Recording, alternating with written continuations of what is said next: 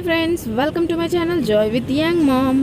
నేను ఈరోజు ఒక చక్కటి సూపర్ టేస్టీ రెసిపీ చూపిస్తున్నానండి. అదేంటంటే మిగిలిపోయిన పునుగులతో పులుసు కూర అనమాట. దీనికోసం ఆయిల్ వేసి ఆయిల్లో జీలకర్ర వేసుకున్నాను. తర్వాత ఒక medium size onion, 2 green chilli, కొంచెం కరివేపాకు, కొంచెం కొత్తిమీర కట్ చేసి పెట్టుకుని కొత్తిమీర ఒకటి పక్కన పెట్టేసి ఆనియన్, గ్రీన్ చిల్లీ, కరివేపాకు వేసుకుని మూత పెట్టుకున్నాను అనమాట. ఇవేంటంటే నేను మార్నింగ్ వేసిన పునుగులండి, కొన్ని మిగిలిపోయాయి.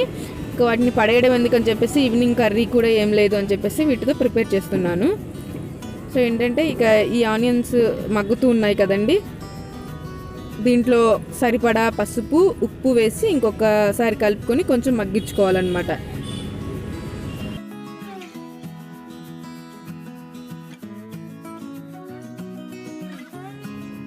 ఈ పునుగుల పులుసు కూర అనేది చాలా టేస్టీగా ఉంటుందండి.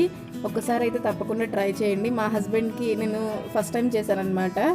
ఎందుకంటే మా ఇంట్లో పునుగులు వేస్తే ఎప్పుడు మిగలవు, బట్ ఇది మిగిలినాయి కదా అని చెప్పేసి ఫస్ట్ టైం చేశాను. మా హస్బెండ్కి అయితే చాలా బాగా నచ్చిందండి.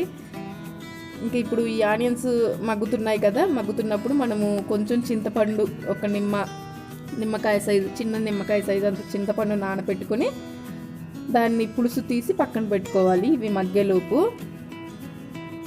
ఒకసారి తీసి చూసుకుందామండి. ఆనియన్ కొంచెం మగ్గిపోయాయి కదా, ఇప్పుడు దీంట్లో సరిపడా కారం యాడ్ చేసుకోవాలి. కారం కొంచెం ఎక్కువగానే పడుతుందండి, ఎందుకంటే కొంచెం మనం చింతపండు పులుసు వేస్తున్నాం కదా, అందుకని అనమాట. కారం సరిపడా వేసుకొని కలుపుకొని మళ్ళీ ఒక్కసారి మగ్గించుకోవాలి.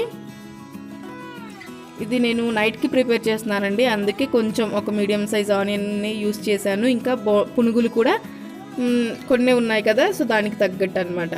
కారం వేసిన తర్వాత మగ్గించుకొని మనం చింతపండు పులుసు వేసుకొని దానికి సరిపడా కొన్ని వాటర్ కూడా యాడ్ చేసుకోవాలి. యాడ్ చేసుకొని దీన్ని మగ్గించుకోవాలి, బాయిల్ చేసుకోవాలన్నమాట ఈ రసాన్ని. ఇప్పుడు ఈ చింతపండు పోసిన తర్వాత పులుసు కూరని ఇలాగా మరిగించుకున్నప్పుడు, ఇలా మరుగుతూ ఉంటే మనకి మిగిలిపోయిన బోండాలు ఉన్నాయి కదా పునుగులు, వాటిని ఈ కర్రీలో ఈ పులుసులో యాడ్ చేసుకోవాలన్నమాట. యాడ్ చేసుకొని మనం ఒక్కసారి కలుపుకొని ఒక్క నిమిషం ఉంచుకొని స్టవ్ ఆఫ్ చేసుకోవాలండి. ఆఫ్ చేసుకొని ఒక 5 నిమిషాల తర్వాత సర్వ్ చేసుకుంటే మీకు ఆ పునుగులు, ఆ జ్యూస్ అంతటిని మంచిగా పీల్చుకొని ఇలా ఉంటుందన్నమాట కర్రీ. చాలా రైస్తో అయితే సూపర్ టేస్టీగా ఉంటుందండి. మీకు వడియాల పులుసు కూర ఐడియా ఉంటుంది కదా, ఆ టేస్ట్లో ఉంటుందన్నమాట. చాలా టేస్టీగా ఉందండి ఈ రెసిపీ. మా హస్బెండ్కి కూడా చాలా బాగా నచ్చింది. మీకు ఈ వీడియో నచ్చినట్లయితే మాత్రం ప్లీజ్ తప్పకుండా లైక్ అండ్ షేర్, సబ్స్క్రైబ్ చేయండి మై ఫ్రెండ్స్.